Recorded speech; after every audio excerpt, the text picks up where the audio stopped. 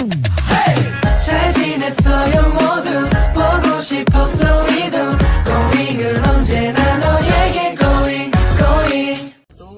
Perkenalkan, kami mahasiswa dari Universitas Lambung Mangkurat, Fakultas Perikanan dan Ilmu Kelautan.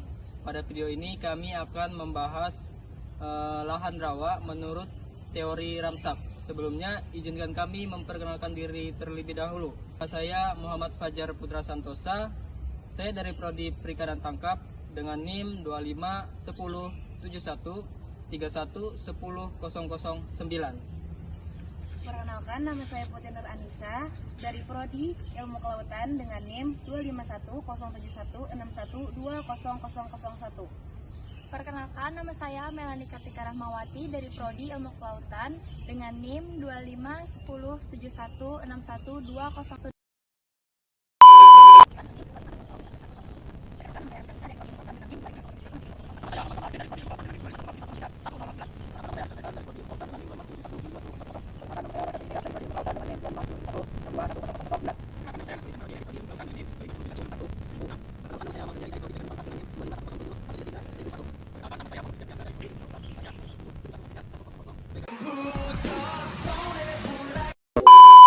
Baik, sebelum mulai pada pembahasan, saya akan menyampaikan materi-materi apa saja yang akan disampaikan oleh rekan-rekan saya. Yang pertama, kami akan menyampaikan mengenai definisi lahan rawa menurut teori Ramsar, masalah yang dihadapi, pemecahan solusi, serta potensi lahan rawa dan kesimpulan. Pertama-tama, definisi akan disampaikan oleh rekan saya. Oke, dimulai dulu dari pengertian apa itu lahan rawa. Lahan rawa adalah lahan basah yang selalu atau sesekali tergenang oleh air, dikarenakan drainase yang mampet secara alami, sehingga permukaan air tanah berada di dekat permukaan tanah. Kondisi ini menyebabkan lahan tidak subur dan sulit dikendalikan, namun memiliki potensi untuk pertanian, konversi, dan juga ekowisata. Jenis lahan rawa di Indonesia umumnya meliputi rawa pasang surut yang dipengaruhi air laut dan rawa lembab yang tergenang oleh air hujan atau luapan sungai.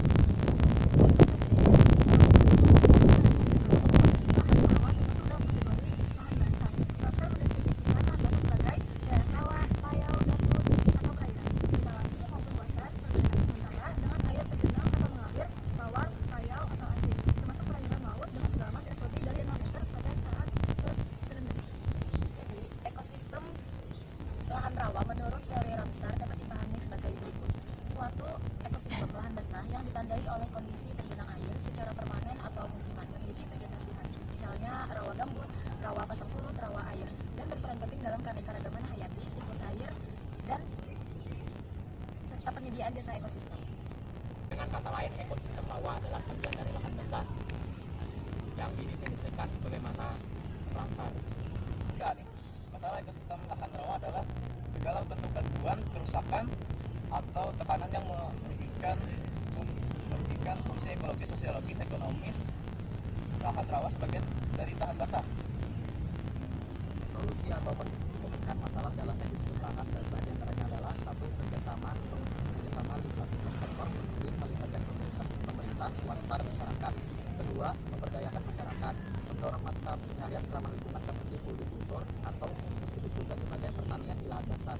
Yang ketiga, regulasi kuat, mengintegrasikan konservasi lahan basah ke dalam kebijakan dan perencanaan nasional. Potensi lahan rawa terletak pada fungsinya sebagai habitat dan sumber daya ekologis yang tinggi, termasuk potensi untuk pertanian, perikanan, dan wisata, serta perannya dalam menjaga keberagaman hayati dan ekosistem yang luas. Jadi, kesimpulan untuk semuanya, lahan rawa adalah bagian dari lahan basah yang penting bagi ekosistem meskipun sulit dikelola. Lahan ini memiliki potensi besar dalam bidang pertanian, konservasi, dan ekowisata. Masalah yang terjadi dapat diatasi melalui kerjasama lintas sektor, pemberdayaan masyarakat, dan regulasi yang kuat agar fungsi ekologis dan sosialnya tetap terjaga. Sekian materi dari kami. Apabila ada salah kata mohon dimaafkan.